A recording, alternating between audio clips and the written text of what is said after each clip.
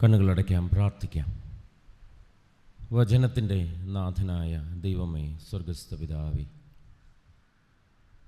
നീ വചനമായി ഇന്നും ഞങ്ങളെ രൂപാന്തരപ്പെടുത്തുന്ന അവിടുത്തെ വലിയ ദയയ്ക്കായി അങ്ങേ സ്തുതിക്കുന്നു. ഈ രാവിലെ സമയം തിരുവചന പഠനത്തിനായി ഞങ്ങൾ അടുത്തു വരുന്നു. നിൻ്റെ ആത്മാവ് ഞങ്ങളോട് ഇടപെട്ടുകൊണ്ടിരിക്കണം. അവിടുത്തെ ശബ്ദം മാത്രം ഞങ്ങളെ കേൾപ്പിക്കണം. കർത്താവേ, നിൻ്റെ ശബ്ദം കേൾക്കുമ്പോൾ മറുതലിക്കാതെ സ്വീകരിപ്പാൻ, രൂപാന്തരപ്പെടുവാൻ ഞങ്ങളെ ഇടയാക്കണമെന്ന് പ്രാർത്ഥിക്കുന്നു. നടന്നുകൊണ്ടിരിക്കുന്ന കൺവെൻഷനിൽ അവിടുത്തെ സാന്നിധ്യം നൽകണം. യേശു കർത്താവിൻ്റെ നാമത്തിൽ ഞങ്ങളുടെ പ്രാർത്ഥന കേൾക്കണമേ. ആമേൻ. ബഹുമാനപ്പെട്ട അച്ഛന്മാരെ, സ്നേഹമുള്ള ദൈവജനമേ, ഈ വർഷത്തെ മധ്യകേരള മഹാ ഇടവകയുടെ വാർഷിക കൺവെൻഷൻ്റെ ഭാഗമായിട്ടുള്ള വേദപഠനങ്ങളിൽ എനിക്ക് നിങ്ങളുമായി ദൈവവചനം പങ്കുവയ്ക്കുവാൻ ലഭ്യമായ ഈ നല്ല നിമിഷങ്ങൾക്കായി ദൈവത്തിന് സ്തോത്രം പറയുന്നു. അതിനെന്നെ നിയോഗിച്ച പ്രിയപ്പെട്ടവരോട് പ്രത്യേകം നന്ദി ഞാൻ അറിയിക്കട്ടെ. നമ്മുടെ അധ്യക്ഷ പദവിയിലുള്ള ബഹുമാനപ്പെട്ട അച്ഛൻ, പ്രിയ എബി അച്ഛൻ, കഴിഞ്ഞ ചില ദിവസങ്ങളുമായി എന്നോട് കമ്മ്യൂണിക്കേറ്റ് ചെയ്തുകൊണ്ടേയിരുന്നു. പ്രിയപ്പെട്ടവരുടെ ക്ഷണത്തിന് പ്രത്യേകമായ നന്ദി അറിയിക്കുന്നു. അഭിമന്യ തിരുമേനിയോടും കൺവെൻഷൻ്റെ ചുമതലക്കാരോടും പ്രത്യേകമായ നന്ദിയും സ്നേഹവും ഞാൻ അറിയിക്കട്ടെ. ഈ ഒരാഴ്ചക്കാലം വേദപഠനത്തിന് നേതൃത്വം നൽകണം എന്നാണ് എന്നോട് ആവശ്യപ്പെട്ടത്. എന്നാൽ എൻ്റെ ചില യാത്രകൾ കാരണം ആദ്യത്തെ 4 ദിവസം നിങ്ങളുമായി വചനം പങ്കിടണം എന്നാണ് ഞാൻ ആഗ്രഹിക്കുന്നത്. അതുകൊണ്ട് തന്നെ പഴയ നിയമത്തിലെ യോനായുടെ പുസ്തകത്തിലേക്ക് ഈ 4 ദിവസവും നമ്മുടെ ശ്രദ്ധ കേന്ദ്രീകരിക്കണം എന്നാണ് ഞാൻ ആഗ്രഹിക്കുന്നത്. യോനായുടെ കാര്യം പറയുമ്പോൾ തന്നെ എൻ്റെ മനസ്സിലേക്കൊരു കഥയാണ് ഓടി വരുന്നത്. ഒരിക്കൽ ഒരു ടീച്ചർ ക്ലാസ്സിൽ പഠിപ്പിക്കുകയായിരുന്നു. ടീച്ചർ പഠിപ്പിക്കുമ്പോൾ ക്ലാസ്സിൽ അവർ ഇപ്രകാരം പറഞ്ഞു: ഒരിക്കലും ഒരു തിമിംഗലത്തിന് ഒരു മനുഷ്യനെ വിഴുങ്ങാൻ കഴിയുകയില്ല. Even though whale is a big mammal, it has a small throat. ഒരു വലിയ മത്സ്യമാണെങ്കിലും അതിനൊരു ചെറിയ തൊണ്ടയാണുള്ളത്. അതുകൊണ്ട് ഒരിക്കലും ഒരു മനുഷ്യനെ വിഴുങ്ങാൻ സാധിക്കുകയില്ല. അപ്പോൾ ആ ക്ലാസ്സിലുണ്ടായിരുന്ന ക്രിസ്ത്യാനിയായ ഒരു പെൺകുട്ടി ടീച്ചറോട് പറഞ്ഞു: ടീച്ചറെ, അങ്ങനെയല്ല, ഞങ്ങളുടെ വേദപുസ്തകം ഞങ്ങളോട് പറയുന്നത് ഒരു വലിയ മത്സ്യം യോനയെ വിഴുങ്ങി എന്നാണ്. അപ്പോൾ ടീച്ചർ പിന്നെയും പറഞ്ഞു: നോ, ഇറ്റ് ഈസ് ഇംപോസിബിൾ, അത് സാധിക്കില്ല. അങ്ങനെ തിമിംഗലത്തിന് ഒരിക്കലും ഒരു മനുഷ്യനെ വിഴുങ്ങാൻ സാധിക്കില്ല. അപ്പോൾ ഈ പെൺകുട്ടി ടീച്ചറോട് മറുപടി പറഞ്ഞു: ടീച്ചറെ, അങ്ങനെയാണെങ്കിൽ നമുക്ക് സ്വർഗത്തിൽ പോകുമ്പോൾ, അല്ലെങ്കിൽ ഞാൻ സ്വർഗത്തിൽ പോകുമ്പോൾ യോനയോട് ചോദിക്കാം ശരിക്കും എന്താ സംഭവിച്ചത് എന്ന്. അപ്പോൾ ടീച്ചർ പറഞ്ഞു: യോന നരകത്തിലാണ് പോയെങ്കിൽ നീ എന്തോ ചെയ്യും? അപ്പോൾ ഈ പെൺകുട്ടി ടീച്ചറോട് പറഞ്ഞു: എന്നാൽ പിന്നെ ടീച്ചർ തന്നെ അങ്ങ് ചോദിച്ചാൽ മതി എന്ന് പറഞ്ഞു. ഈ കഥ വളരെ തമാശയായി ഇങ്ങനെ കേട്ടിട്ടുള്ള ഒരു കഥയാണ്. എങ്കിലും യോനയെക്കുറിച്ച് ഓർക്കുമ്പോൾ എപ്പോഴും ഈ കഥയാണ് മനസ്സിലേക്ക് വരുന്നത്. ഇന്നത്തെ എൻ്റെ വേദപഠനത്തിൻ്റെ തലക്കെട്ട് സമർപ്പണങ്ങളിലെ ഒളിച്ചോട്ടങ്ങൾ എന്നാണ്. റൺഅവേസ് ഇൻ ആർ സറണ്ടേഴ്സ്. എൻ്റെ ഈ തലക്കെട്ടിന് സാറാ ജോസഫിൻ്റെ മനോഹരമായൊരു പുസ്തകത്തിൻ്റെ തലക്കെട്ടുമായി സാമ്യമുണ്ട്. സാറാ ജോസഫ് സാറായിയുടെ മരുദേശങ്ങൾ എന്ന് പറയുന്നൊരു പുസ്തകം എഴുതിയിട്ടുണ്ട്. അതിൻ്റെ ആദ്യ ഭാഗം യോനയുടെ ചരിത്രമാണ്. അതിനവർ കൊടുത്തിരിക്കുന്ന തലക്കെട്ട് യൂനായുടെ ഒളിച്ചോട്ടങ്ങൾ എന്നാണ്. സാറാ ജോസഫിൻ്റെ പ്രമേയം യോനയുടെ ജീവിതവുമായി ബന്ധപ്പെട്ട് അവർ നടത്തുന്ന ചില ഭാവനകളാണ്. അതിലവർ പറയുന്നത് യോന ഒളിച്ചോടിയപ്പോൾ യോനയുടെ കുടുംബത്തിന് എന്ത് സംഭവിച്ചു. യോനയ്ക്ക് 3 പെൺമക്കൾ ഉണ്ടായിരുന്നു എന്നാണ് സാറാ ജോസഫ് പറയുന്നത്. ആ പെൺമക്കൾക്ക് എന്ത് സംഭവിച്ചു? അവർ യോനയെ അന്വേഷിച്ച് പുറകെ പോയി എന്നാണ് സാറാ ജോസഫിൻ്റെ ഭാവന. അവിടെ നിന്നും അവർ നിനവയിലേക്ക് പോകുന്നു. നിനവ പട്ടണത്തിൽ വെച്ച് യോനയെ കണ്ടുമുട്ടുന്നു. അങ്ങനെയാണ് സാറാ ജോസഫിൻ്റെ ഭാവന പോകുന്നത്. എന്നാൽ ഈ വർഷം കൺവെൻഷൻ്റെ തീമായി സ്വീകരിച്ചിരിക്കുന്നത് സമർപ്പണ വർഷം എന്നുള്ളതാണ്. ഒളിച്ചോട്ടങ്ങൾ എവിടെയും പോസിബിളാണ്. സമർപ്പണത്തിൻ്റെ പാരമ്യങ്ങളിൽ പോലും ഒളിച്ചോട്ടങ്ങൾ സംഭവിക്കാൻ സാധ്യതയുണ്ട്. യോനയുടെ പുസ്തകത്തെ ഒന്ന് പരിചയപ്പെടുത്തി വേദഭാഗത്തിലേക്ക് പോകണം എന്ന് ഞാൻ ആഗ്രഹിക്കുകയാണ്.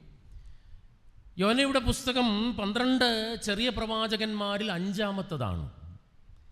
എങ്കിലും യോനയുടെ പുസ്തകത്തിന് മറ്റു പ്രവാചക പുസ്തകങ്ങളിലുള്ള പ്രവചന വചനങ്ങൾ യോനയുടെ പുസ്തകത്തിലില്ല. There are no prophetic oracles in the book of Jonah. എന്നാൽ യോനയുടെ പുസ്തകം ഒരു സംഭവ പരമ്പരകൾ അടയാളപ്പെടുത്തുന്ന പുസ്തകമായി നമ്മൾ വായിക്കുകയാണ്. എന്നാൽ ഒരു മനുഷ്യനും ദൈവവും തമ്മിലുള്ള അഭിമുഖീകരണങ്ങളിൽ ദൈവത്തിൻ്റെ ഇടപെടലുകളും സംഭാഷണങ്ങളും മനുഷ്യൻ്റെ പ്രതികരണങ്ങളുമൊക്കെ അവിടെ കാണാനായി സാധിക്കും. എന്നാൽ വേദപുസ്തകത്തിൽ ഉടനീളം ഈ യോനയുടെ പുസ്തകത്തിൽ യോന ഒരു കീഴ്പ്പെടാത്ത പ്രവാചകനാണ്, ഒരു വഴങ്ങാത്ത പ്രവാചകനാണ്. മറ്റു പ്രവാചകന്മാർ അങ്ങനെയല്ല. They were the mouth pieces of God. ദൈവത്തിൻ്റെ നാവുകളായി വചനം അറിയിച്ചിരുന്നതായ പ്രവാചകന്മാരാണ്. യോനയെക്കുറിച്ച് പഴയ നിയമത്തിൽ മറ്റ് അധികം വിവരണങ്ങളില്ല. ആകെ നമ്മുടെ മുൻപിലുള്ള ഒരു വിവരണം എന്ന് പറയുന്നത് 2 രാജാക്കന്മാരുടെ പുസ്തകം 14-ാം അധ്യായത്തിൻ്റെ 25-ാം വാക്യത്തിലാണ്. അവിടെ യോന പ്രവാചകൻ യെരോബെയാം രാജാവിൻ്റെ കാലത്ത് പ്രവചനം നടത്തിയതായി രേഖപ്പെടുത്തിയിട്ടുണ്ട്. ഒരു പക്ഷേ വേദപണ്ഡിതന്മാർ പറയുന്നത് ഏകദേശം 785-ലാണ് ഇത് സംഭവിക്കാൻ സാധ്യതയുള്ളത് എന്നാണ് അവർ അതിനെക്കുറിച്ച് പഠിക്കുമ്പോൾ പറയുന്നത്. നമുക്കറിയാം 722-ലാണ് നിനവയുടെ ആക്രമണത്തിൽ ഇസ്രായേൽ തകർന്നു പോകുന്നത്. ചരിത്രം നമ്മുടെ ഓർമ്മയിൽ ഉണ്ടെങ്കിൽ ശലോമോന് ശേഷം ഇസ്രായേൽ രാജ്യം 2ആയി വിഭജിക്കപ്പെട്ടു പോയി. തെക്കേ രാജ്യത്ത് 2 ഗോത്രങ്ങളും വടക്കേ രാജ്യത്ത് 10 ഗോത്രങ്ങളും. 10 ഗോത്രങ്ങളുള്ള വടക്കേ രാജ്യത്തിൻ്റെ പേര് ഇസ്രായേൽ എന്നാണ്. അവരുടെ തലസ്ഥാനം ശമരിയ ആയിരുന്നു. എന്നാൽ 722-ൽ ആ കാലഘട്ടത്തിൻ്റെ സാമ്രാജ്യ ശക്തിയായിരുന്ന നിനവെ, അസീറിയ, ഇസ്രായേലിനെ ആക്രമിച്ച് കീഴ്പ്പെടുത്തുന്നുണ്ട്. അതുകൊണ്ടാണ് യോനയുടെ കാലത്തും അസീറിയ എന്ന് പറയുന്നത് ഒരു സാമ്രാജ്യ ശക്തിയായി നിലനിന്നിരുന്നു. അതെന്നും ഇസ്രായേലിന് ഒരു ഭീഷണിയായിരുന്നു. ഒരുപക്ഷേ യോനയുടെ ചരിത്രത്തിൽ യോനയ്ക്ക് നിനവയിലേക്ക് പോകാതെ ഇരിക്കാനുള്ള ഒരു കാരണവും ഇത് തന്നെയാവാം. അപ്പോൾ ഈ പുസ്തകം ഈ കാലഘട്ടത്തിൽ സംഭവിച്ചതാണോ ഇവിടെ എഴുതിയിരിക്കുന്നത് എന്നതിൽ പഠിതാക്കൾക്ക് അധികം കൺസെൻസസ് ഇല്ല. അവർ പറയുന്നത് ഒരു പക്ഷേ യോന ഇപ്രകാരം യെരോബെയാമിൻ്റെ കാലത്ത് പ്രവചനം നടത്തിയെങ്കിലും പ്രവാസകാലത്തിന് ശേഷമാണ് യോനയുടെ പുസ്തകം ഇത്തരത്തിൽ രൂപപ്പെട്ടു വന്നത് എന്നും അവർ ഓർമ്മിപ്പിക്കുന്നുണ്ട്. അതിനുള്ള കാരണവും അവർ പറയുന്നുണ്ട്. ഈ പ്രവാസകാലത്തിന് ശേഷം യഹൂദ മതത്തിൽ ഒരു വലിയ എക്സ്ക്ലൂസിവിസം, അവരാണ് ദ പ്യുവർ പീപ്പിൾ എന്ന് പറയുന്നത് അവരുടെ ശുദ്ധ അശുദ്ധ നിയമങ്ങളുമായി ബന്ധപ്പെടുത്തി ആ കാലഘട്ടത്തിൽ യഹൂദരാണ് ഏറ്റവും വിശുദ്ധിയുള്ളവർ എന്ന് സ്ഥാപിക്കാൻ ഒരു ശ്രമമുണ്ടായിരുന്നു. അത് നമുക്കറിയാം. എസ്രായുടെയും നെഹമ്യാവിൻ്റെ നേതൃത്വത്തിൽ ജനം മടങ്ങി വരുമ്പോൾ അന്യദേശക്കാരികളായി തങ്ങളുടെ പങ്കാളികളായവരെയും അവരിലുണ്ടായ മക്കളെയും ഒക്കെ തിരിച്ചയക്കുന്നുണ്ട്. അപ്പം അതുകൊണ്ട് തന്നെ അവിടെ ഒരു ശുദ്ധ അശുദ്ധ നിയമങ്ങളുടെ ഒരു വലിയ സംഘടന നമ്മൾ കാണുന്നുണ്ട്. അതുകൊണ്ട് തന്നെ ഈ യോനയുടെ പുസ്തകവും അത്തരത്തിൽ ആ കാലഘട്ടത്തിൽ രൂപപ്പെടാനാണ് സാധ്യത എന്നാണ് പഠിതാക്കൾ പറയുന്നത്. കാരണം യോനയുടെ പുസ്തകവും അത്തരത്തിൽ it talks about an exclusivist attitude of Jonah. ഇസ്രായേലിൽ മാത്രം പ്രവർത്തിക്കുന്ന ദൈവം, അതിനപ്പുറത്തേക്കുള്ള ഒരു ദൈവത്തെയും യോനയ്ക്ക് താല്പര്യമില്ല എന്നുള്ളതും നമുക്ക് കാണാനായി സാധിക്കും. അതുകൊണ്ട് അത്തരത്തിൽ യോനയുടെ പുസ്തകം 5-ാം നൂറ്റാണ്ടിലോ 4-ാം നൂറ്റാണ്ടിലോ രേഖപ്പെടുത്തപ്പെട്ടതാണ് എന്ന് വിശ്വസിക്കുന്നവരുമുണ്ട്. ആരാണ് Jonah? Who is Jonah? The person of Jonah. We have very little evidence about his background. ഒരേ ഒരു കാര്യമേ നമ്മൾ വായിക്കുന്നുള്ളൂ, അമിത്തായിയുടെ മകനായ യോന. എന്നാൽ 2 രാജാക്കന്മാർ 14-ന്റെ 25-ൽ Amittai was a native of Beth Heger എന്ന് എഴുതിയിട്ടുണ്ട്. ബേത്ത് ഹേഗർ എന്ന് പറയുന്ന ഒരു സ്ഥലത്തെ ഒരു താമസക്കാരനായിരുന്നു ഈ അമിത്തായി. ആ വാക്ക് തന്നെ യോനയെ ഒരു പ്രവാചകൻ ആയി അവതരിപ്പിക്കുന്നുണ്ട്. യോന ഒരു പ്രവാചകനായി ശുശ്രൂഷ ചെയ്തിരുന്നു. അത് ഇസ്രായേലിലായിരുന്നു. എന്നാൽ യോനയുടെ പുസ്തകത്തിലേക്ക് വരുമ്പോൾ യോനയുടെ പ്രവാചക ശുശ്രൂഷയെ ഇസ്രായേലിൽ നിന്നും മറ്റൊരു സ്ഥലത്തേക്ക് ദൈവം മാറ്റിവിടാൻ ആഗ്രഹിക്കുകയാണ്. അതുകൊണ്ട് യോന ഒരു പ്രവാചക ശുശ്രൂഷ ചെയ്തിരുന്നു. He was A prophet, but he never considered his ministerial space beyond his own people. തൻ്റെ സ്വന്തം ജനത്തിൻ്റെ പരിധികൾക്കുള്ളിലുള്ള പ്രവാചക ശുശ്രൂഷയെക്കുറിച്ച് യോനയ്ക്ക് അറിവുണ്ടായിരുന്നുള്ളൂ. അല്ലെങ്കിൽ യോന അത് മാത്രമാണ് ആഗ്രഹിച്ചത്. യോന he was a prophet, but he did not fully obey God. ദൈവത്തെ പൂർണ്ണമായി അനുസരിച്ച ഒരു പ്രവാചകനായിരുന്നില്ല. He was a prophet with a questioning mind. ദൈവത്തോട് ചോദ്യങ്ങൾ ചോദിക്കുന്ന ഒരു പ്രവാചകനായിരുന്നു. അത്തരം പ്രവാചകന്മാരെ അധികം നമ്മൾ കാണുന്നില്ല. ദൈവത്തിൻ്റെ വചനങ്ങൾ ഒരു ചോദ്യവും കൂടാതെ അനുസരിച്ചിട്ടുള്ള പ്രവാചകന്മാരാണ് വേദപുസ്തകത്തിലുള്ളത്. അതുകൊണ്ട് യോന was A prophet but with a different nature. വ്യത്യസ്തമായ സ്വഭാവമുള്ള ഒരു പ്രവാചകനായിരുന്നു എന്ന് നമുക്ക് കാണാനായി സാധിക്കും. യോന തന്നെക്കുറിച്ച് തന്നെ പറയുന്നുണ്ട് താൻ ആരാണെന്ന്. 1-ാം അധ്യായത്തിൻ്റെ 9-ാമത്തെ വാക്യത്തിൽ 1-ാം അധ്യായം 9-ാമത്തെ വാക്യത്തിൽ യോനയുടെ മുൻപിലേക്ക് നിരന്തരമായി വന്ന ചില ചോദ്യങ്ങളുടെ മുൻപിൽ യോന ഉത്തരം പറയുന്നുണ്ട്. ആരാണ് ഈ ചോദ്യങ്ങൾ ചോദിക്കുന്നത്? കപ്പലിൽ യാത്ര ചെയ്തിരുന്ന ആളുകളാണ്. നീ ആരാണ്? നിന്റെ തൊഴിലെന്താണ്? നീ എവിടേക്ക് പോകുന്നു? നീ എവിടെ നിന്ന് വരുന്നു? ഇങ്ങനെയുള്ള അനേക ചോദ്യങ്ങളുടെ മുൻപിൽ യോന വായ തുറക്കുന്നുണ്ട്. യോന വായ തുറന്നിട്ട് പറയുന്നത് 2 കാര്യങ്ങളാണ്. ഒന്ന്, ഞാനൊരു എബ്രായനാണ്. I am a Hebrew. എബ്രായൻ എന്ന വാക്ക് പഴയ നിയമത്തിൽ പലയിടങ്ങളിലായി യഹൂദ ജനത്തെ സൂചിപ്പിക്കാനായി ഉപയോഗിച്ചിട്ടുണ്ട്. അത് തന്നെ യോന റിപ്പീറ്റ് ചെയ്യുകയാണ്. യോന പറയുന്നു, ഞാനൊരു എബ്രായനാണ്. He was very conscious about his own identity. അവൻ്റെ സമുദായ സ്വത്വത്തെക്കുറിച്ച് നല്ല ബോധ്യം അവനുണ്ടായിരുന്നു. ഇത് എല്ലാവർക്കും വേണ്ട ഒരു സ്വത്വമാണോ എന്ന് എനിക്കറിയില്ല. പക്ഷെ അവൻ പറയുന്നു, ഞാനൊരു എബ്രായനാണ് എന്നുള്ളത് വളരെ ഭംഗിയായി അവൻ പറയുന്നുണ്ട്. അവൻ ആദ്യം പറയുന്നത് അവൻ്റെ സമുദായ സ്വത്വത്തെക്കുറിച്ചാണ്. രണ്ടാമതാണ് അവൻ പറയുന്നത് താൻ ഏത് ദൈവത്തെയാണ് ആരാധിക്കുന്നത്.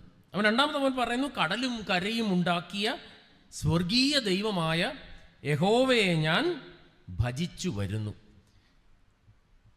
നീ ഏത് ദൈവത്തെ ആരാധിക്കുന്നു എന്ന് അവർ ചോദിച്ചില്ല. അവർ ചോദിച്ചത് നിന്റെ തൊഴിലെന്താണ് എന്നുള്ളതാണ്. ഒരുപക്ഷെ അവർക്ക് മനസ്സിലാവുന്ന ഭാഷയിൽ യോന പ്രതികരിച്ചതാവാം. ഇത് യോനയെക്കുറിച്ച് യോന തന്നെ പറയുന്ന സാക്ഷ്യമാണ്. അവിടെ താൻ ആരാധിക്കുന്ന ദൈവത്തെക്കുറിച്ച് പറയുന്നതിൽ യോനയ്ക്ക് വൈമുഖ്യമില്ല. താൻ ഭജിച്ചു വരുന്ന ദൈവത്തെ അവതരിപ്പിക്കുന്നതിൽ യോനയ്ക്ക് വൈമുഖ്യമില്ല. സോ യോന വാസ് എ ബിലീവർ. ഇത് ഈ വേദഭാഗം പറയുന്നുണ്ട്. യോന ഒരു ദൈവവിശ്വാസിയായിരുന്നു. But had a very limited understanding about God.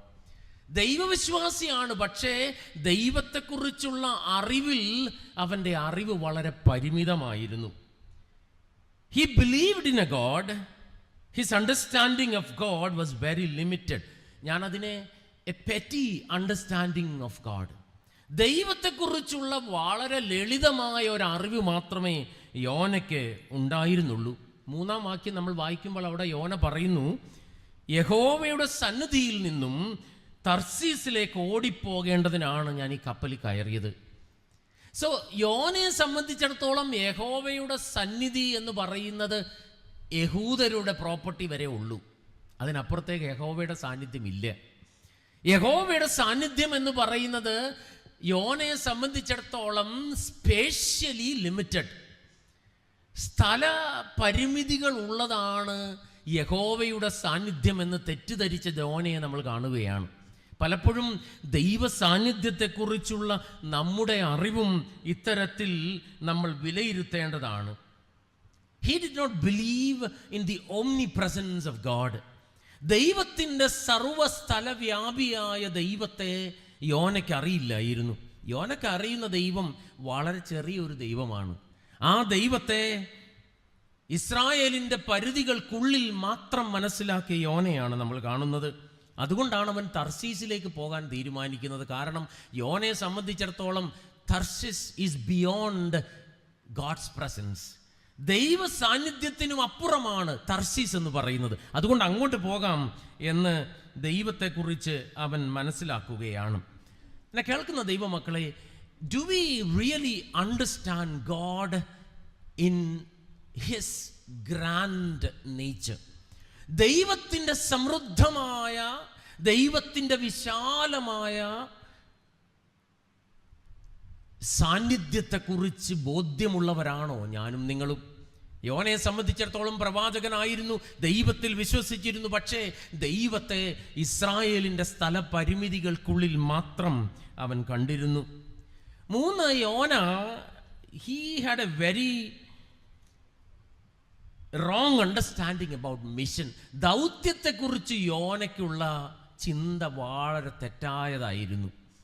യോനയെ സംബന്ധിച്ചിടത്തോളം ദൈവം എന്ന് പറയുന്നത് ഇസ്രായേലിൻ്റെ മാത്രം ദൈവമാണ്. ഇസ്രായേലിൻ്റെ മാത്രം ദൈവം, ഇസ്രായേലിൻ്റെ പരിധികൾക്കുള്ളിൽ മാത്രം പ്രവർത്തിക്കുന്ന ദൈവം, രക്ഷ എന്നുള്ളത് ഇസ്രായേൽ ജനത്തിന് മാത്രമുള്ളത്.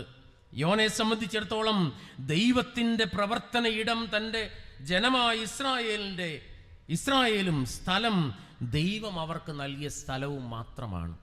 ദൈവത്തെ സ്ഥലകാല പരിധികൾക്കപ്പുറമായി മനസ്സിലാക്കാൻ, ദൈവത്തിൻ്റെ ദൗത്യത്തെക്കുറിച്ച് വിശാലമായ കാഴ്ചപ്പാടുണ്ടാവാൻ യോനയ്ക്ക് സാധിച്ചില്ല. ഇതെല്ലാം ആസ് എ പേഴ്സൺ യോനയ്ക്ക് പരിധികൾ നിശ്ചയിച്ച കാര്യങ്ങളാണ്. 2-3 ചോദ്യങ്ങൾ നമ്മുടെ മുൻപിൽ വയ്ക്കുന്നുണ്ട്. Who is this god for each one of us? ഈ ദൈവം എനിക്കും നിങ്ങൾക്കും ആരാണ്? 2, ഈ ദൈവത്തിൻ്റെ ദൗത്യത്തെക്കുറിച്ചുള്ള നമ്മുടെ കാഴ്ചപ്പാടുകൾ എന്താണ്? യോനയെ സംബന്ധിച്ചിടത്തോളം ഇത് രണ്ടും വളരെ പ്രശ്നങ്ങൾ ഉണ്ടാക്കുന്നതായിരുന്നു എന്ന് നമുക്കറിയാം. ദൗത്യത്തെക്കുറിച്ച് ഈ വേദഭാഗം ചില സൂചനകളും നമുക്ക് തരുന്നുണ്ട്. 1-ാം വാക്യം നമ്മൾ വായിക്കുമ്പോൾ അവിടെ പറയുന്നത് നീ പുറപ്പെട്ടു പോകണം എന്നാണ്. Mission as movement. സി, മിഷനെക്കുറിച്ചുള്ള വേദപുസ്തകത്തിൻ്റെ, ദൗത്യത്തെക്കുറിച്ചുള്ള വേദപുസ്തക എഴുത്തുകളിൽ പലയിടത്തും ഇത് നമുക്ക് കാണാനായി സാധിക്കും. ഗോ എന്ന വാക്ക്, പുറപ്പെട്ട് പോകണം. നീ പുറപ്പെട്ടു പോകണം എന്നത് ദൈവത്തിൻ്റെ ദൗത്യത്തെക്കുറിച്ചുള്ള വിശാലമായ ഒരു കാഴ്ചപ്പാടാണ്. സാധാരണ ദൈവത്തെക്കുറിച്ച് തന്നെ പറയുന്നത് 2/3 ഓഫ് ഗോഡ് ഈസ് ഗോ എന്നാണ്. പുറപ്പെടുക. ദൗത്യം സാധ്യമാകുന്നത് പുറപ്പെടലുകളിലാണ്. പക്ഷെ യോനയ്ക്ക് അതിനെക്കുറിച്ച് യാതൊരു വിശ്വാസവും ഇല്ലായിരുന്നു.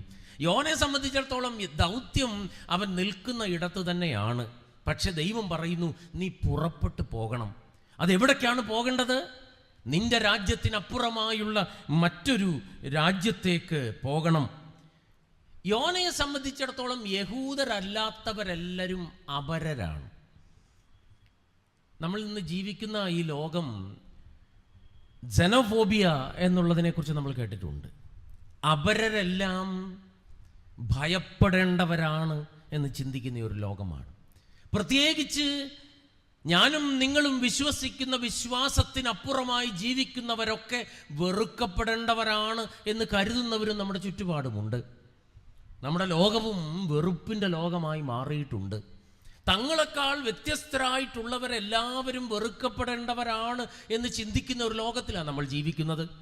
നമ്മളെപ്പോലെ വസ്ത്രം ധരിക്കാത്തവർ, നമ്മൾ കഴിക്കുന്ന ഭക്ഷണം കഴിക്കാത്തവർ, നമ്മുടെ ഭാഷ പറയാത്തവർ, നാം ആരാധിക്കുന്ന ദൈവത്തെ ആരാധിക്കാത്തവർ എല്ലാവരും വെറുക്കപ്പെടേണ്ടവരാണെന്ന് പഠിപ്പിക്കുന്ന ഒരു ലോകത്തിൽ യോനയുടെ ദൗത്യത്തെക്കുറിച്ചുള്ള മനോഭാവം ഇത് തന്നെയായിരുന്നു. അവർ അവഗണിക്കപ്പെടേണ്ടവരാണ്, അവർ ഒഴിവാക്കപ്പെടേണ്ടവരാണ്, ചേർത്തു നിർത്തപ്പെടേണ്ടവരല്ല. So Jonah was running away from the mission of God.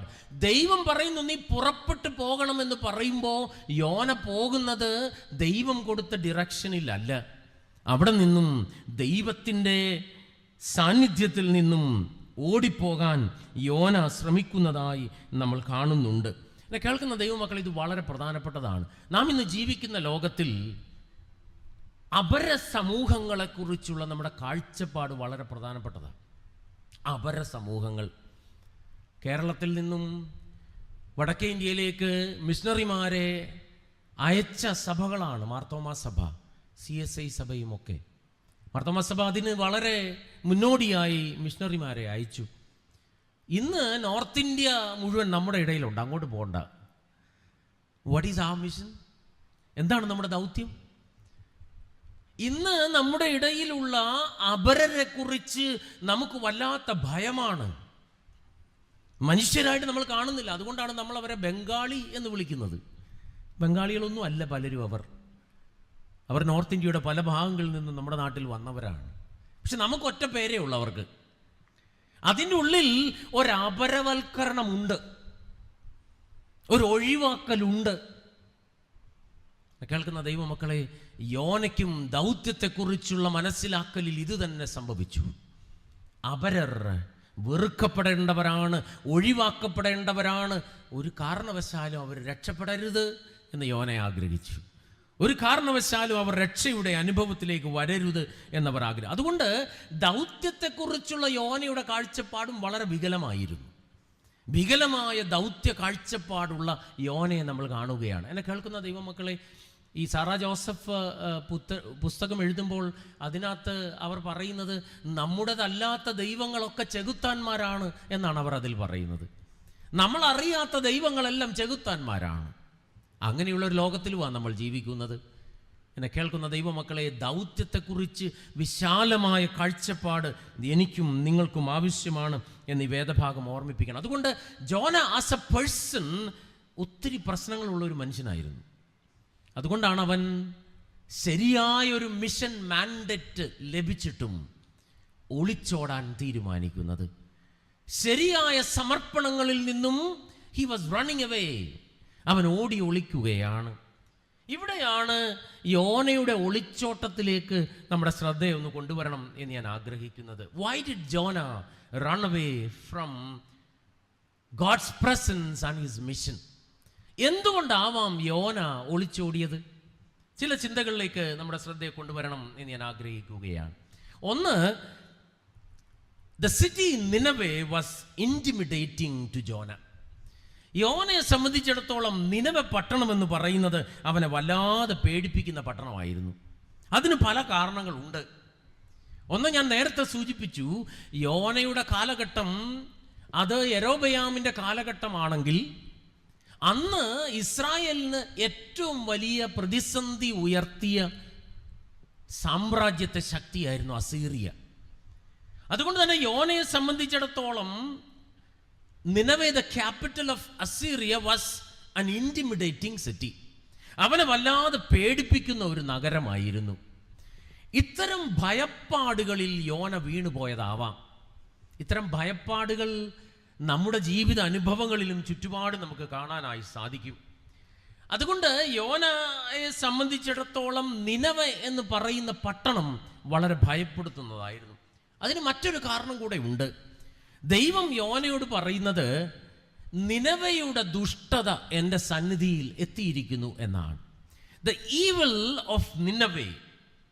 ഇത് മനസ്സിലാക്കണമെങ്കിൽ നഹൂം പ്രവാചകന്റെ പുസ്തകം 3-ാം അധ്യായം 1 മുതൽ 4 വരെയുള്ള വാക്യങ്ങൾ നമ്മൾ വായിക്കണം. നഹൂം പ്രവാചകൻ പ്രവചനം നടത്തുന്നത് നിനവയോടാണ്. അതിൻ്റെ 3-ാം അധ്യായത്തിൻ്റെ ആദ്യം മുതലുള്ള വാക്യങ്ങൾ നമ്മൾ വായിക്കുമ്പോൾ നമ്മെ വല്ലാതെ പേടിപ്പിക്കുന്നതാണ് അവിടെ രേഖപ്പെടുത്തിയിരിക്കുന്നതൊക്കെ. എന്നാൽ ഞാൻ പറഞ്ഞത്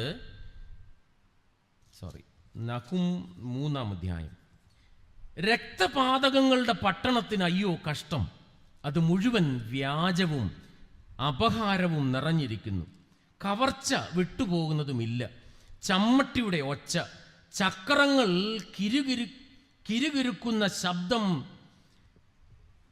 പായുന്ന കുതിരകൾ, ഓടുന്ന രഥങ്ങൾ, കുതിര കയറുന്ന കുതിരച്ചേവകർ, ജ്വലിക്കുന്ന വാൾ, മിന്നുന്ന കുന്തം, അനേക നിഹതന്മാർ, അനവധി ശവങ്ങൾ, പിണങ്ങൾക്ക് കണക്കില്ല.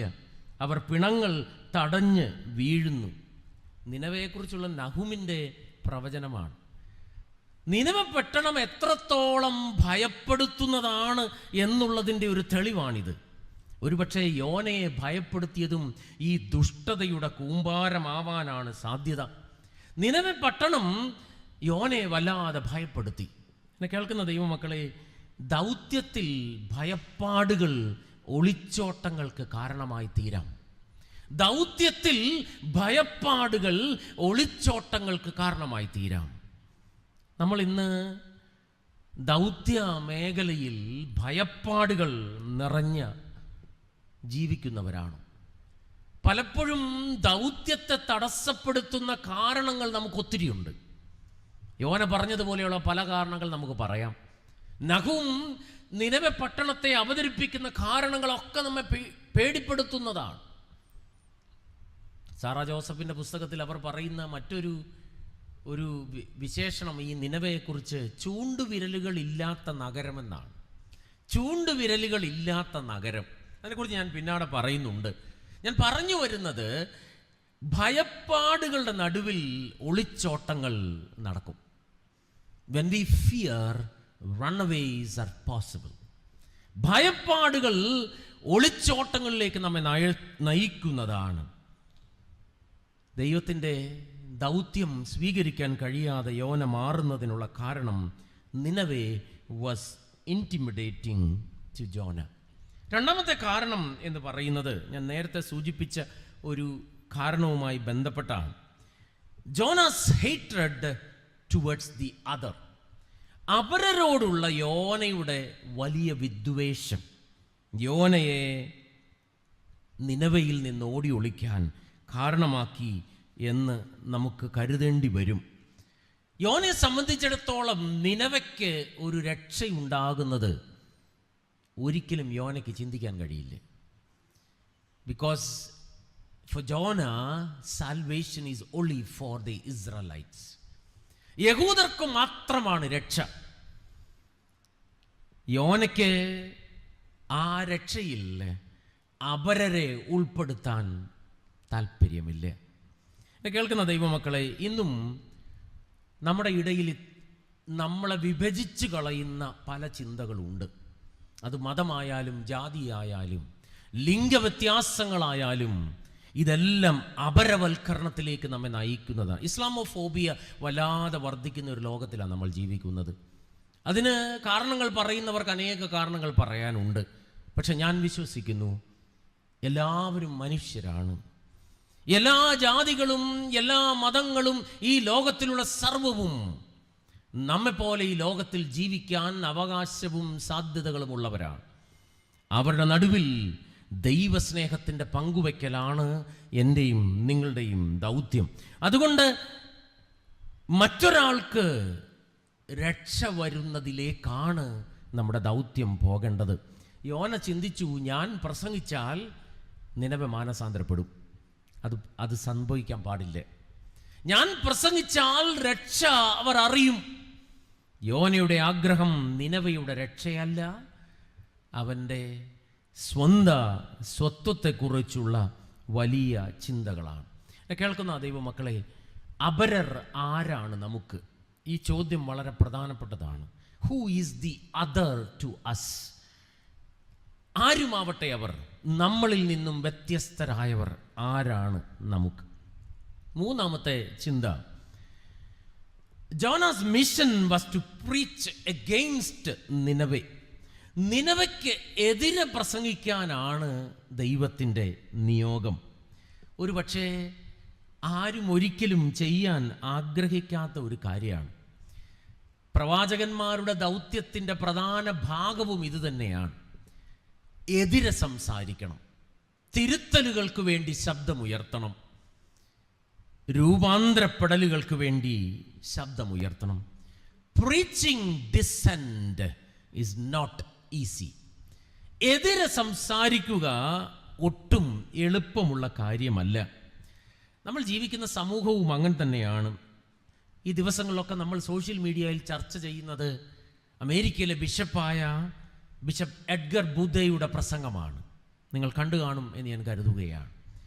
ഡൊണാൾഡ് ട്രംപ് അധികാരമേറ്റപ്പോൾ ആദ്യം രാജ്യത്തോട് പറഞ്ഞത് വെറുപ്പിൻ്റെ തത്വശാസ്ത്രമാണ്.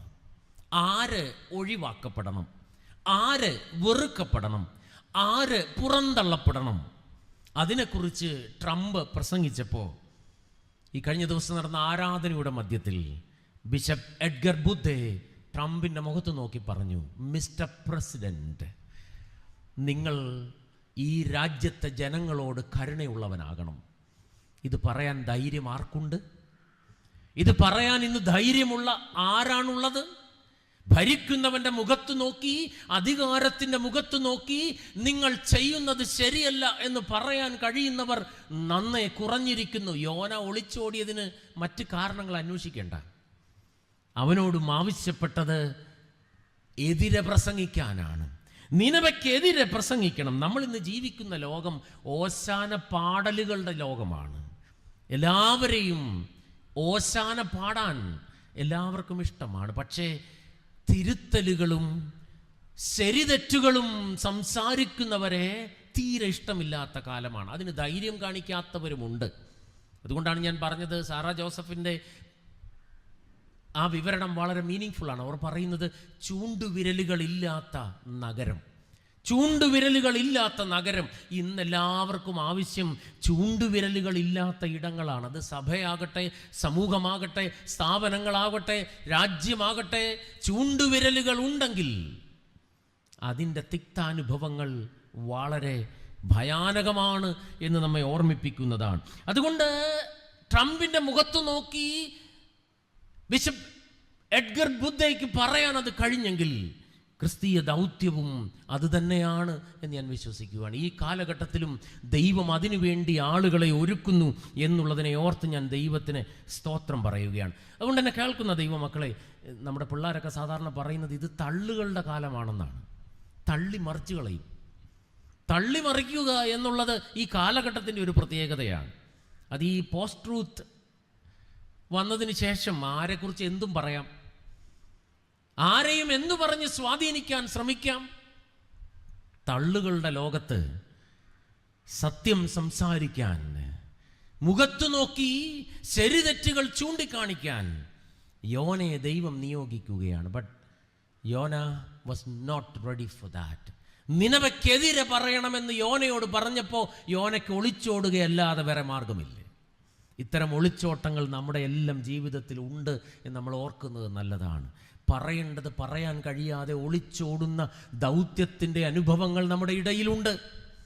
ഞാൻ ചിന്തിക്കുകയായിരുന്നു, ആ എഡ്ഗർ ബുദ്ധ എന്ന് പറയുന്ന ബിഷപ്പ് ഏതെങ്കിലുമൊക്കെ രീതിയിൽ ട്രംപിനെ ഒന്ന് തള്ളി മറിച്ചിരുന്നെങ്കിൽ എന്തെങ്കിലും ഒരു പൊസിഷനൊക്കെ കിട്ടിയേനെ പുള്ളിക്കാരിക്ക്. പക്ഷെ അതല്ല അവരുടെ ലക്ഷ്യം. അവരുടെ ലക്ഷ്യം സത്യം പറയുക എന്നുള്ളതാണ്. മുഖത്തു നോക്കി നീ ചെയ്യുന്നത് ശരിയല്ല എന്ന് പറയുകയാണ്. അതിന് കഴിയുന്നതാണ് ക്രിസ്തീയ ദൗത്യം എന്ന് യോന വീണ്ടും വീണ്ടും നമ്മളെ ഓർമ്മിപ്പിക്കുകയാണ്. യോനയുടെ ഒളിച്ചോട്ടങ്ങൾക്ക് കാരണം ഈ ഡിസന്റ് പറയാനുള്ള, എതിരെ പറയാനുള്ള, തിരുത്തലുകൾ പറയാനുള്ള യോനയുടെ മടിയാണ് എന്ന് നമ്മളെ ഓർമ്മിപ്പിക്കുകയാണ്. നാലാമത്തെ കാരണമായി എനിക്ക് മനസ്സിലാകുന്നത്, ഇവിടെ ഒരു ക്ലാഷ് ഓഫ് ഇൻട്രസ്റ്റ് ഉണ്ട്. ഒന്ന് ദൈവഹിതം, മറ്റത് യോനയുടെ ഹിതം. The desires and devices of our hearts, നമ്മുടെ ഹൃദയത്തിൻ്റെ ആഗ്രഹങ്ങളും ആശകളും ദൈവഹിതത്തിന് വിരുദ്ധമാകുമ്പോൾ ഒളിച്ചോടലുകൾ സംഭവിക്കും. ഇത് ഈ കാലഘട്ടത്തിൽ നമ്മൾ നന്നായി മനസ്സിലാക്കേണ്ട ഒരു കാര്യമാണ്. God's interest was to save Nineveh. നിനവയെ രക്ഷിക്കുക എന്നുള്ളതാണ് ദൈവത്തിൻ്റെ ആഗ്രഹം. ബട്ട് യോന, his interest was to flee to Tarshish. ഇത് തമ്മിൽ ഒരു വലിയ ക്ലാഷ് സംഭവിക്കുകയാണ്. കേൾക്കുന്ന ദൈവമക്കളെ, ഇത് ഈ ദിവസങ്ങളിലൊക്കെ എന്നെ വല്ലാതെ ചിന്തിപ്പിക്കുന്ന ഒരു കാര്യമാണ്. എന്താണ് ദൈവഹിതം? What is God's will? ഞാൻ അതിനെ മനസ്സിലാക്കുന്നത് ഇപ്രകാരമാണ്. ദൈവഹിതം എന്ന് പറയുന്നത് എല്ലാ മനുഷ്യരെയും സംബന്ധിച്ചിടത്തോളം ദൈവഹിതം എന്ന് പറയുന്നത് എല്ലാവരും ദൈവമക്കളായി ജീവിക്കുക എന്നുള്ളതാണ്. Everyone is created in the image of God, image and likeness of God. നാം എല്ലാവരും ദൈവത്തിൻ്റെ സാദൃശ്യത്തിലും സ്വരൂപത്തിലും സൃഷ്ടിക്കപ്പെട്ടവരാണ്. ആ സ്വരൂപവും സാദൃശ്യവും വികലമാക്കപ്പെടാതെ ജീവിക്കുക എന്നുള്ളതാണ് ദൈവത്തിൻ്റെ നമ്മെക്കുറിച്ചുള്ള ഹിതം. പലപ്പോഴും ഈ ഹിതം നടക്കാതെ വരുന്നത് നമ്മുടെ ഇൻട്രസ്റ്റ് വ്യത്യസ്തമാകുമ്പോഴാണ്. ഒരു ഉദാഹരണം നമുക്ക് തന്നെ അറിയാം. ഏദൻ തോട്ടത്തിൽ ആദത്തെയും ഹവ്വയെയും ആക്കി ദൈവത്തിൻ്റെ ആഗ്രഹം എന്ന് പറയുന്നത് അവർ എല്ലാം കഴിക്കാം, പക്ഷേ നടുവിലുള്ള വൃക്ഷത്തിൻ്റെ ഫലം കഴിക്കരുത്. But they moved away from that interest of God. ദൈവത്തിൻ്റെ ആ ആഗ്രഹത്തിൽ നിന്നും അവർ ഓടി ഒളിക്കുകയാണ്. തോമസ് മാത്യു സാറിൻ്റെ വളരെ മനോഹരമായ എഴുത്തുകൾ ബൈബിൾ അനുഭവം എന്ന് പറയുന്ന പുസ്തകത്തിലൂടെ നമ്മൾ മനസ്സിലാക്കിയിട്ടുണ്ട്. അദ്ദേഹം മനോഹരമായി പറയുന്ന ഒരു കാര്യം, എവിടെയാ ദൈവരാജ്യം സംഭവിക്കുന്നത്? ദൈവരാജ്യം സംഭവിക്കുന്നത് ദൈവത്തിൻ്റെ ഹിതവും മനുഷ്യരുടെ സ്വാതന്ത്ര്യവും ചേർന്നു വരുന്ന ഇടങ്ങളിലാണ് ദൈവഹിതം സംഭവിക്കുന്നത്. The kingdom of God is possible when God's will and human will power merge together. ഞാൻ പറയുന്നത് നിങ്ങൾക്ക് മനസ്സിലാവുന്നു എന്ന് കരുതുകയാണ്. ദൈവത്തിൻ്റെ ഹിതത്തിനനുസരിച്ച് നമുക്ക് ദൈവം നൽകിയിരിക്കുന്ന സ്വാതന്ത്ര്യത്തെ നമ്മൾ ഉപയോഗിക്കുമ്പോഴാണ് ദൈവരാജ്യം സംഭവിക്കുന്നത്. യോനയ്ക്ക് ഒളിച്ചോടി വരേണ്ടതിൻ്റെ കാരണം ഇതുതന്നെയാണ്. യോനയുടെ interest was clashing with God's interest. ദൈവത്തിൻ്റെ ഹിതത്തിന് വിരുദ്ധമായുള്ള മനുഷ്യൻ്റെ തെരഞ്ഞെടുപ്പുകൾ നമ്മുടെ എല്ലാം ജീവിതത്തിലുണ്ട്. ദൈവമക്കളെ, നമ്മുടെ എല്ലാം ജീവിതത്തിലുണ്ട്. പലപ്പോഴും ദൈവഹിതത്തിന് വിരുദ്ധമായി നാം തെരഞ്ഞെടുപ്പുകൾ നടത്തുമ്പോൾ ദൈവരാജ്യം സംഭവിക്കാതെ പോകുന്നു.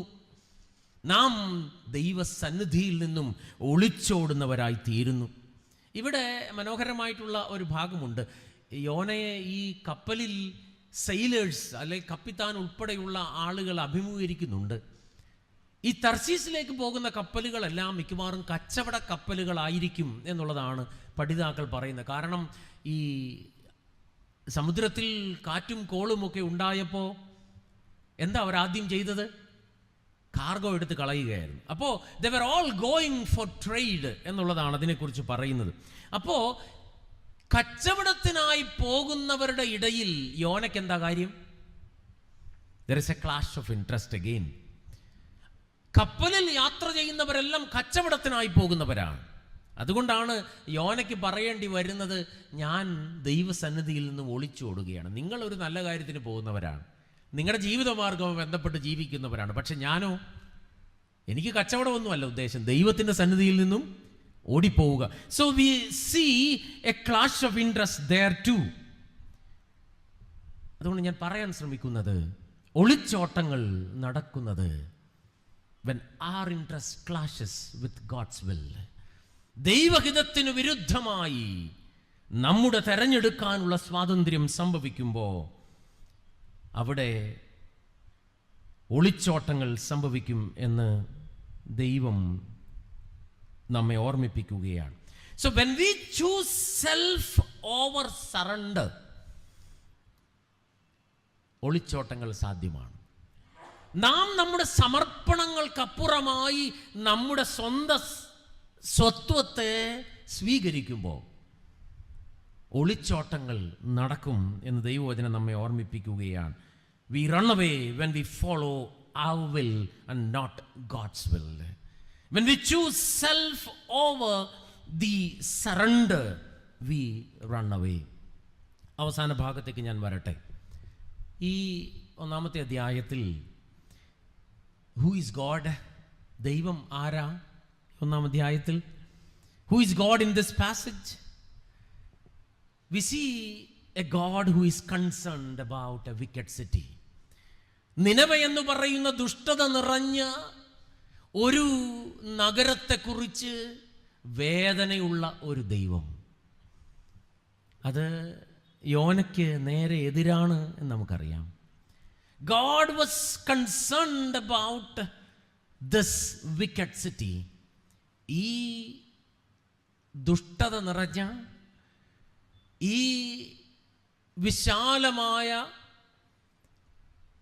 ചൂണ്ടുവിരലുകളില്ലാത്ത നഗരത്തെക്കുറിച്ച് ദൈവത്തിന് വലിയ കൺസേൺ ഉണ്ട്. അതോടൊപ്പം he was also concerned about the running away people. ഓടി ഒളിക്കുന്നവരെ കുറിച്ചും ദൈവത്തിനൊരു കൺസേൺ ഉണ്ട്. ഇത് വളരെ മനോഹരമാണ് കേട്ടോ. എനിക്കിത് വായിച്ചപ്പോൾ എന്നെ വല്ലാതെ ആ ചിന്ത എന്നെ വല്ലാതെ സ്വാധീനിച്ചു. നശിച്ചു പോകുന്ന നഗരങ്ങളെക്കുറിച്ച്, നശിച്ചു പോകുന്ന ആളുകളെക്കുറിച്ച്, നശിച്ചു പോകുന്ന ഇടങ്ങളെക്കുറിച്ച് ദൈവത്തിന് വലിയ കൺസേൺ ഉണ്ട്. അതുകൊണ്ടാണ് രക്ഷ അവർക്കും സാധ്യമാണ് എന്ന് ദൈവം ആഗ്രഹിക്കുന്നത്. അതുമാത്രമല്ല, നഷ്ടപ്പെട്ട് ഓടി ഒളിക്കുന്നവരെ കുറിച്ചും ദൈവത്തിന് കരുതലുണ്ട്. അതുകൊണ്ടാണ് ഓടി ഒളിച്ച യോനയുടെ പിന്നാലെ പോയ ദൈവത്തെ നമ്മൾ കാണുന്നത്. He never abandoned his people who run away. ഒളിച്ചോടുന്നവരെ കുറിച്ച് ദൈവം അങ്ങനെ ഉപേക്ഷിക്കുന്നവനല്ല, അവൻ പിന്നാലെ പോവുകയാണ്. Jonah was stopped at sea but delivered to continue his task. ഓടി ഒളിച്ച യോനയെ വിടാതെ പിന്തുടർന്ന ദൈവം ദൗത്യത്തിനായി ഓടി ഒലിക്കിളികളുടെ മധ്യത്തിലും അവൻ യോനയെ ഒരുക്കുകയാണ്. God who runs after the lost one. നഷ്ടപ്പെട്ടവരുടെ പിന്നാലെ പോകുന്ന ദൈവത്തെ നമ്മൾ കാണുകയാണ്. കേൾക്കുന്ന ദൈവമക്കളെ, ഇതെത്ര നമ്മുടെ ജീവിതത്തെ സ്വാധീനിക്കുന്നതാണ്. നമ്മളൊന്ന് ആലോചിച്ച് നോക്കി, നമ്മൾ എത്രയോ ആളുകളെ ഉപേക്ഷിച്ച് കളഞ്ഞിട്ടുണ്ട്. പോയെങ്കിൽ പോട്ടെ, പോയി തുലയട്ടെ, ഇതൊക്കെ നമ്മൾ പറയുന്ന വാക്കുകളാണ്. ദൈവത്തിന് അങ്ങനെ വിടാൻ ഉദ്ദേശമില്ല. ദൈവം പിന്നാലെ പോവുകയാണ്. എവിടേക്കാണ് പോകുന്നത്? അവൻ ഓടി ഒളിച്ച ഇടത്തേക്ക്. ആ ഇടത്ത് പോയി അവനെ മടക്കി കൊണ്ടുവരിക എന്നുള്ളത് ദൈവത്തിൻ്റെ ആഗ്രഹമാണ്. ആ ആഗ്രഹത്തിനായി ദൈവം ഈ ഒളിച്ചോട്ടങ്ങൾക്കിടയിൽ യോനയുടെ പിന്നാലെ പോവുകയാണ്. നമ്മളെല്ലാവരും ഉണ്ട് ഈ ഒളിച്ചോട്ടങ്ങളിൽ. നമ്മളാരും വ്യത്യസ്തരല്ല. ഒളിച്ചോട്ടങ്ങൾ ആത്മീക ജീവിതത്തിൽ നിരന്തരമായി ചെയ്യുന്നവരാണ് ഞാനും നിങ്ങളുമൊക്കെ. പക്ഷെ ആ ഒളിച്ചോട്ടങ്ങളിൽ നമ്മൾ തകർന്നു പോകാതെ നമ്മുടെ പിന്നാലെ വരുന്ന ഒരു ദൈവമുണ്ട് എന്നുള്ളത് കൊണ്ടാണ് നമ്മൾ നിലനിൽക്കുന്നത്. വേദപുസ്തകത്തിലെ കവനന്റ് എന്ന് പറയുന്നൊരു കോൺസെപ്റ്റ് ഉണ്ട്. നമുക്കറിയാം, ഉടമ്പടി. ഈ ഉടമ്പടിയുടെ പ്രത്യേകത എന്ന് പറയുന്നത്, ഉടമ്പടിയിൽ ഒരു ഭാഗം അല്ലെങ്കിൽ ഒരു പാർട്ടി ഉടമ്പടി വിട്ടുപോയാലും മറു പാർട്ടി പോകത്തില്ല. പോകാത്ത ആളുടെ പേരാണ് ദൈവം. അതാണ് വേദപുസ്തകത്തിൻ്റെ ഉടമ്പടിയുടെ പ്രത്യേകത. കരാറൊക്കെയാണെങ്കിൽ പൊളിഞ്ഞു പോകും. കരാറിൻ്റെ കണ്ടീഷൻ ലംഘിക്കപ്പെട്ട് കഴിഞ്ഞാൽ ഇറ്റ് ഡിസോൾവ്സ് ഇറ്റ് സെൽഫ്. അത് അതിൽ തന്നെ പൊളിഞ്ഞു പോകും. പക്ഷേ ദൈവത്തിൻ്റെ ഉടമ്പടിക്കുള്ള പ്രത്യേകത അതാണ്. നമ്മൾ ഒളിച്ചോട്ടങ്ങൾ നടത്തിയിട്ടും ദൈവം നമ്മുടെ പിന്നാലെ വന്ന് നമ്മെ പിടിച്ചു നിർത്തുകയാണ്. യോനെ ഈ കടലിൻ്റെ നടുവിൽ പിടിച്ചു നിർത്തുന്നത് ദൈവത്തിൻ്റെ ഈ കരുതലാണ്. തകർക്കപ്പെട്ടു പോകുന്ന, നശിക്കാൻ പോകുന്ന നഗരത്തെക്കുറിച്ച് ദൈവത്തിന് കൺസേൺ ഉള്ളതുപോലെ തന്നെ തന്നിൽ നിന്നും ഓടി ഒളിക്കുന്നവർക്കും ഓടി ഒളിക്കുന്നവരെ കുറിച്ചും ദൈവത്തിന് വലിയ കരുതലുണ്ട്. ഒരു കാര്യം കൂടെ പറഞ്ഞ് ഞാൻ അവസാനിപ്പിക്കാം.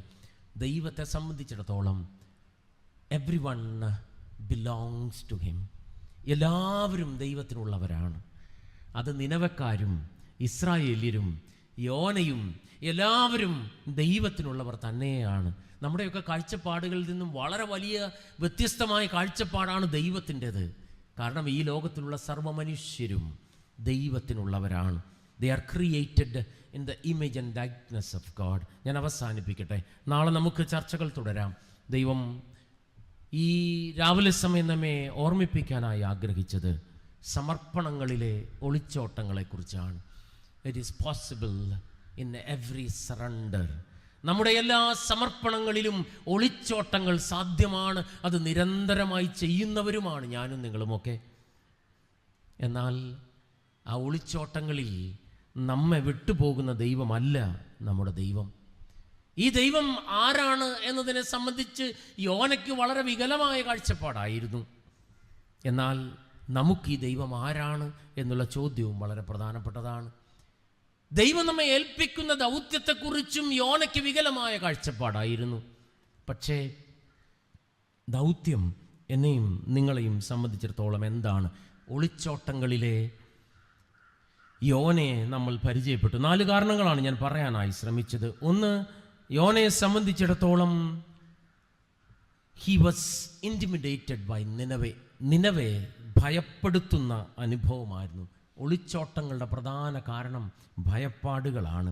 2, ഒളിച്ചോട്ടങ്ങളുടെ പ്രധാന കാരണം ദി ഹേറ്റഡ് ആണ്, വെറുപ്പാണ്, അപരരോടുള്ള വെറുപ്പാണ്.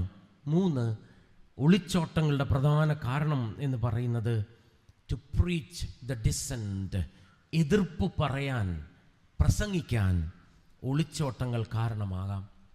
4-മതായി ഞാൻ പറയാൻ ശ്രമിച്ചത് നമ്മുടെ താല്പര്യങ്ങളും ദൈവത്തിൻ്റെ ഹിതവും ക്ലാഷ് ചെയ്യുന്നിടത്ത് ഒളിച്ചോട്ടങ്ങൾ പോസിബിളാണ്.